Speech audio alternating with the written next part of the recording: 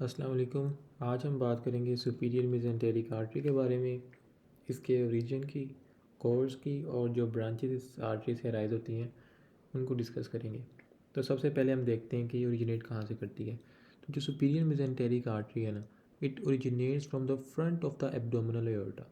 ये हमारे पास abdominal aorta आ रहा है और ये हमारे पास है aortic hiatus in the diaphragm. अब ये डिसेंड करती है जो है एओर्टिक जो एब्डोमिनल एओर्टा है, और इसकी इंटीरियर वॉल से हमारे पास सुपीरियर मेसेंटेरिक आर्टरी ये निकल रही है behind the body of pancreas. ये हमने पेंक्रियाज को कट किया हुआ है और यहाँ पर होती है बॉडी ऑफ पेंक्रियाज। तो superior mesenteric artery is related to the body of pancreas at the level of L1 vertebra. तो इसके रीजन क्या, इसको अगर हम समराइज करें तो it originate from the front of the abdominal aorta behind the body of pancreas at the level of L1. It then passes behind the body of pancreas, वहाँ body of pancreas के behind ये पास करती है, उसके posteriorly run करेगी। Then in front of the unicate process, यहाँ पर होता है unicate process of the pancreas। Pancreas के हमें पता है 3 पार्ट्स होते हैं, यूनिकेट प्रोसेस, हेड, नेक और बॉडी। तो ये जो प्रोसेस ये नज़र आ रहा है, it is a uncinate process. तो ये हमारे पास है superior mesenteric artery that is running anterior to the uncinate process. ये हमारे पास पोस्टीरियर व्यू है पेंक्रियाज का। तो हमने कहा था ये ऊपर है बॉडी ऑफ पेंक्रियाज। तो we discuss that it runs behind the body of pancreas then in front of the uncinate process, और इसके बाद it crosses the third part of the duodenum. अब पेंक्रियाज है ना, यहाँ पर इसके बिल्कुल नीचे होता है third part of the duodenum. ये third part of the duodenum, duodenum के हमें पता है कि 3 पार्ट्स होते हैं। फर्स्ट पार्ट ये है, सेकंड पार्ट ये डिसेंडिंग पार्ट है, थर्ड पार्ट ये हॉरिजेंटल पार्ट है, और जो फोर्थ पार्ट है वो है ये असेंडिंग पार्ट। तो it is related to the third part of the duodenum. अब ये एंटीरियरली पास करता है थर्ड पार्ट के, उसके बाद it enters the root of mesentery. अब रूट ऑफ मेसेंट्री क्या चीज़ है? रूट ऑफ मेसेंट्री वो पॉइंट है जहाँ पर जो मेसेंट्रीज हैं स्मॉल इंटेस्टाइन की सारी, वो एक पॉइंट पे आकर कन्वर्ज करती हैं। ठीक है, बिल्कुल जिस तरह जो जड़ें होती हैं दरख्त की वो एक जगह से निकलती हैं सारी, तो इसी तरह मेसेंट्रीज की भी रूट है। अब ये हमने रूट को कट करके यहाँ पर दिखाया है कि ये जो सुपीरियर मेसेंटेरिक आर्टरी है वो इस रूट ऑफ मेसेंट्री के अंदर दरमियान रन करती हैं कि 2 लेयर्स के बिटवीन। ठीक है, अब उसके बाद ये it terminates at the right iliac fossa. अब हमें पता है कि क्वाड्रेंट्स को तो वो पता होना चाहिए एब्डोमेन के। राइट साइड पर पहले था राइट हाइपोकॉन्ड्रियम, उसके बाद राइट लंबर, और सबसे नीचे राइट इलियक फोसा। तो it ends at the right iliac fossa by anastomosis with the inferior branch of the ileocolic artery. वो हम देखते हैं कि किस तरह एनास्टोमोसिस होती है।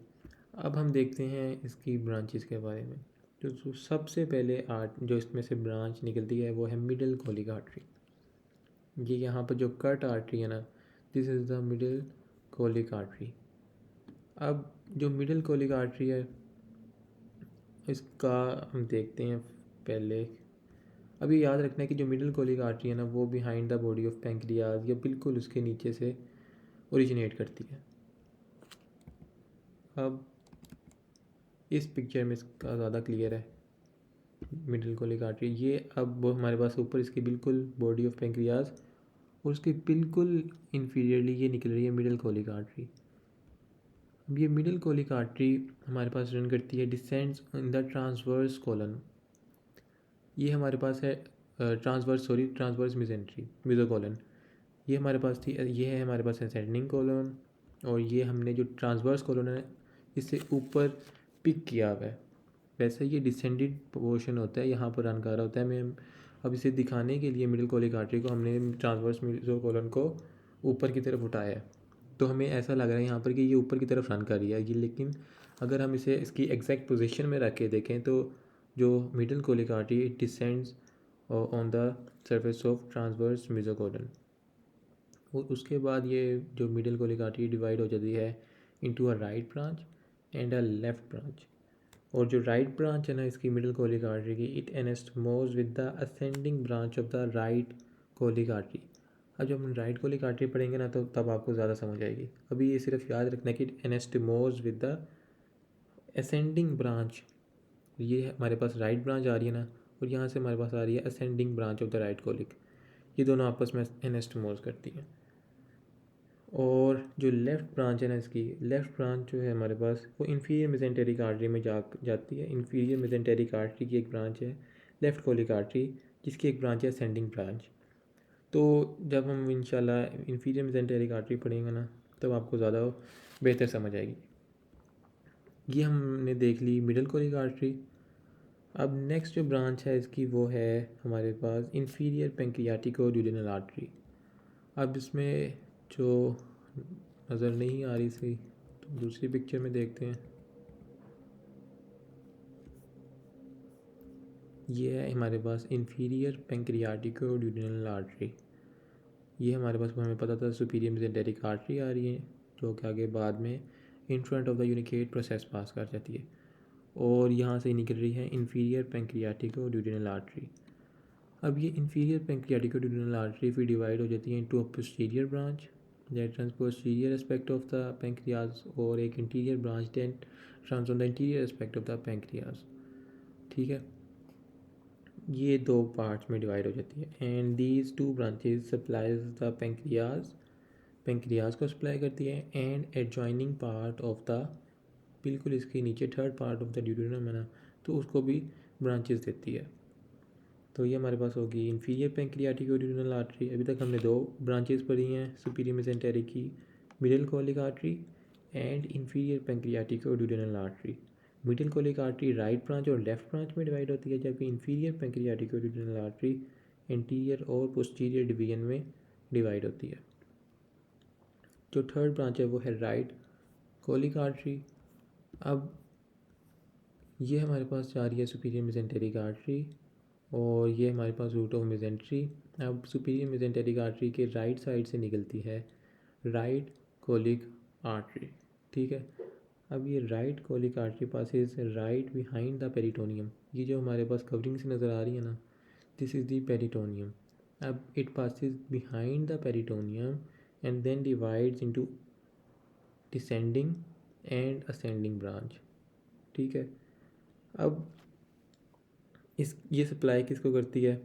इट सप्लाइज द, यानी पहले हमारे पास ये आर्चेस बनाएगी, ये नज़र आ रही हैं ये असेंडिंग और डिसेंडिंग, ये आर्च नज़र आ रही हैं, ये आर्चेस बनाती हैं। उस आर्चेस में से फिर ब्रांचेस निकलती हैं जो सप्लाई करती हैं upper two third of the ascending colon and right colic फिस्चर।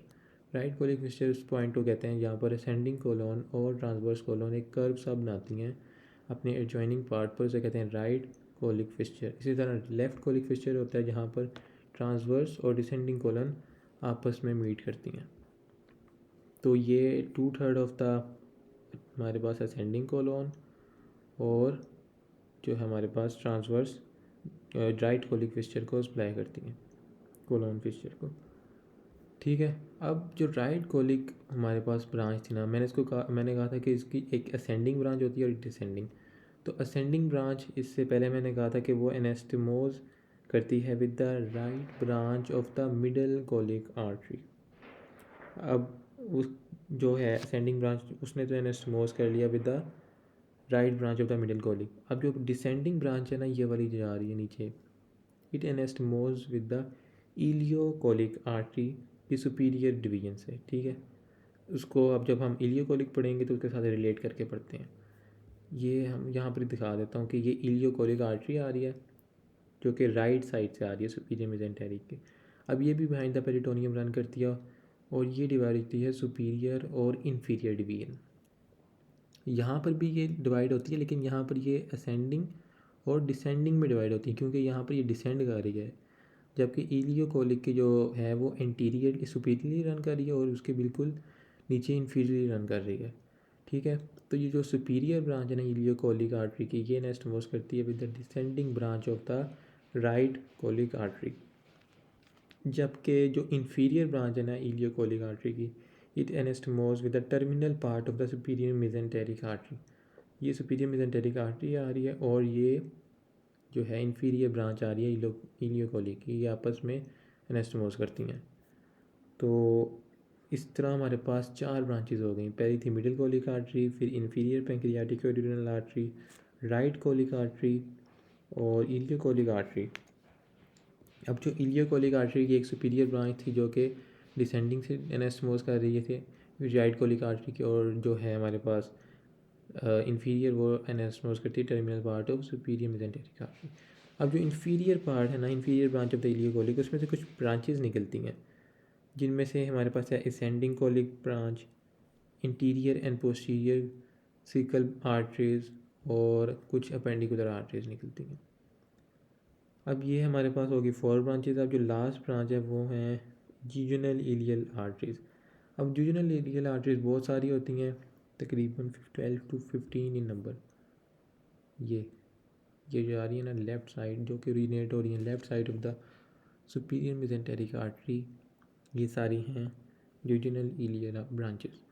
अब ये होती हैं तकरीबन 12 to 15 in number and arises from the left side of superior mesenteric artery. और उसके बाद क्या होता है कि ये जूजुनल इलियल आर्टरीज निकली, फिर ये डिसेंडिंग और असेंडिंग ब्रांच में डिवाइड होगी। अब एक डिसेंडिंग ब्रांच नीचे वाली जो है जूजुनल इलियल आर्टरी की असेंडिंग ब्रांच के साथ ज्वाइन करती हैं, और उसके बाद फिर एक आर्केड बना देती हैं, आर्च सी। फिर इस आर्च में से ब्रांच निकलती है, वो फिर असेंडिंग और डिसेंडिंग में डिवाइड हो जाती है, डिसेंडिंग और असेंडिंग में। इसी तरह वो आपस में एनास्टमोस करती हैं, एक और आर्केड बना देती हैं।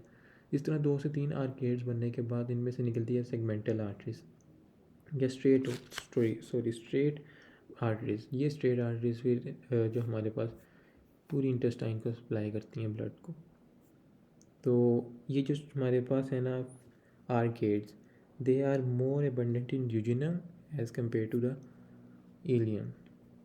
तो इस तरह हमारे पास तीनों ब्रांचेस कवर हो जाती हैं सुपीरियर मेसेंटेरिक आर्टरी की, middle colic, inferior pancreatic right colic, ileocolic और जूजुनल इलियर आर्टरीज। इसके बाद हम नेक्स्ट वीडियो में डिस्कस करेंगे इन्फीरियर मेसेंटेरिक आर्टरी को।